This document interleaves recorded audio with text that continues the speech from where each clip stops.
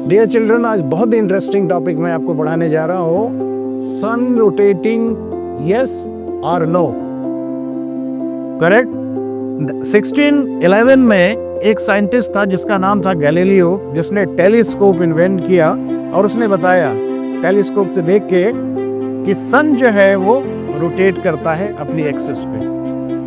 और ये बात आज 19th सेंचुरी में वेरी लेटली साइंटिस्ट ने कंफर्म की कि सन अपने एक्सिस पे रोटेट करता है और उसको कितने दिन लगते हैं?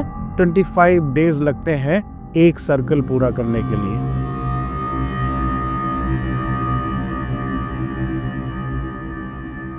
यार इसमें क्या नई बात है?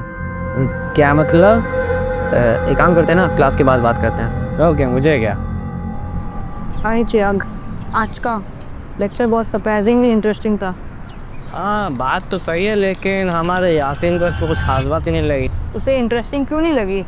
जो हमारे पेरेंट्स ने सीखा वो आज गलत साबित हो गया। जैसे आज का ही टॉपिक पकड़ लो।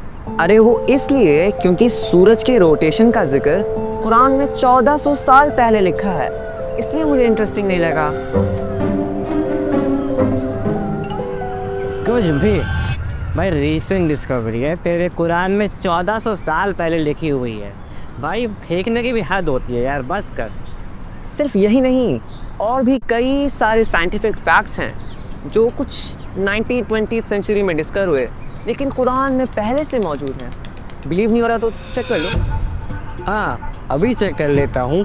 अगर यासीन गलत हुआ तो कैंटीन का बिल वो देगा।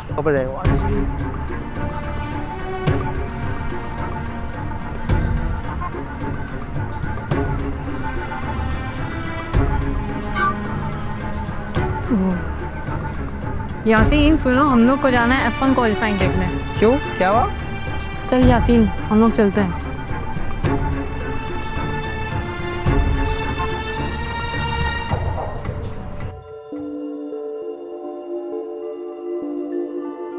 और भी कई सारे साइंटिफिक फैक्ट्स हैं कुरान में पहले से मौजूद हैं। बिलीव नहीं हो रहा तो चेक कर लो।